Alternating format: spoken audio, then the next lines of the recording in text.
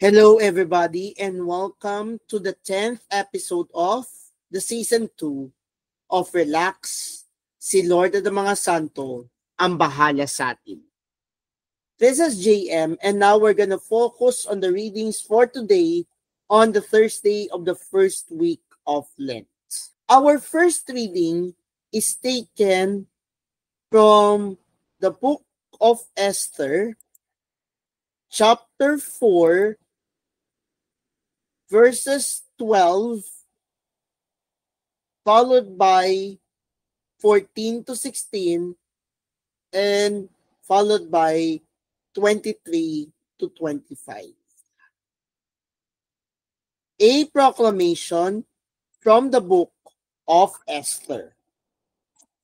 Queen Esther, seized with moral anguish, had recourse to the Lord. She lay prostrate upon the ground, together with her handmaids, from morning until evening, and said, God of Abraham, God of Isaac, and God of Jacob, blessed are you. Help me, who am alone and have no help but you,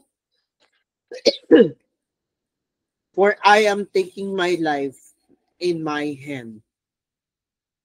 As a child, I used to hear from the books of my forefathers that you, O Lord, always free those who are pleasing to you.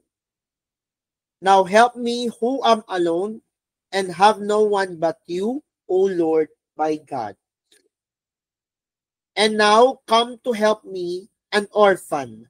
Put in my mouth persuasive words in the presence of the lion, and turn his heart to hatred for our enemy, so that he and those who are in league with him may perish. Save us from the hand of our enemies. Turn our mourning into gladness and our sorrows into wholeness. The word of the Lord. Thanks be to God. Our response to the responsorial psalm is, Lord, on the day I called for help, you answered me. Please repeat. Lord, on the day I called for help, you answered me. I will give thanks to you, O Lord, with all my heart, for you have heard the words of my mouth. In the presence of the angels, I will sing you praise.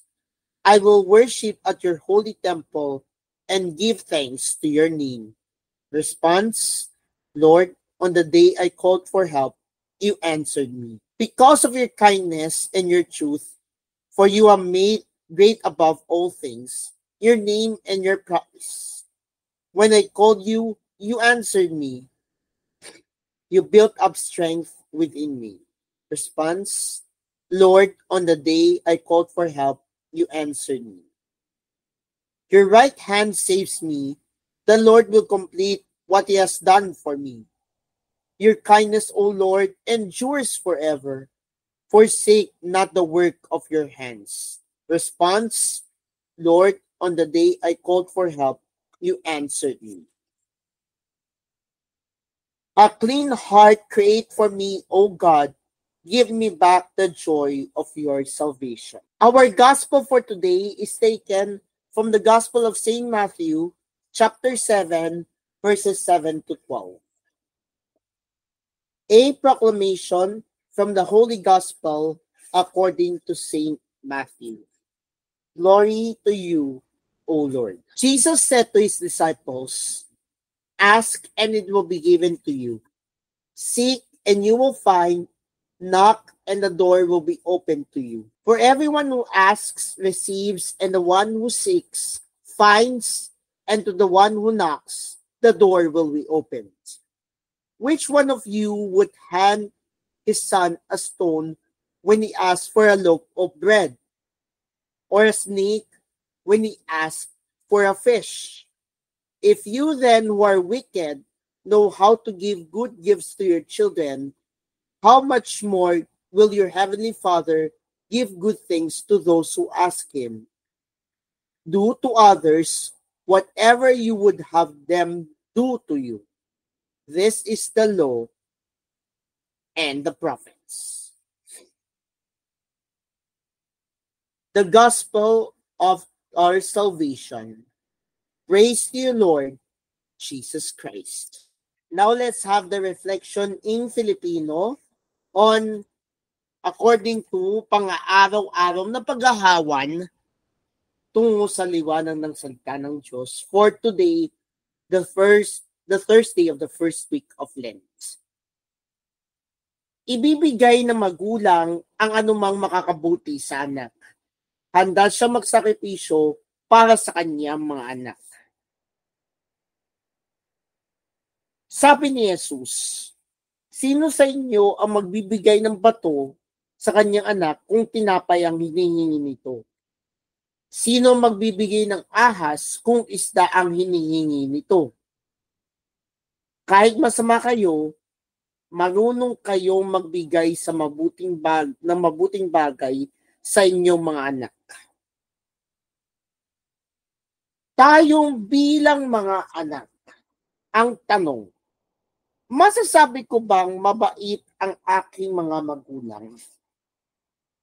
Naibigay ba nila sa akin ang pangangailangan ko araw-araw? Bakit kaya? Tinutugon ng Diyos ang bawat kailangang makakabuti para sa atin.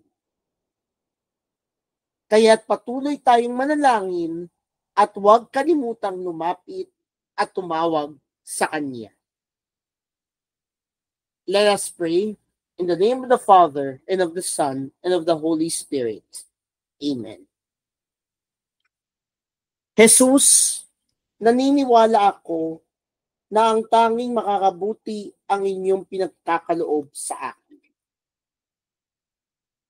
Mary, help me to persevere in prayer, trusting in God's love for me.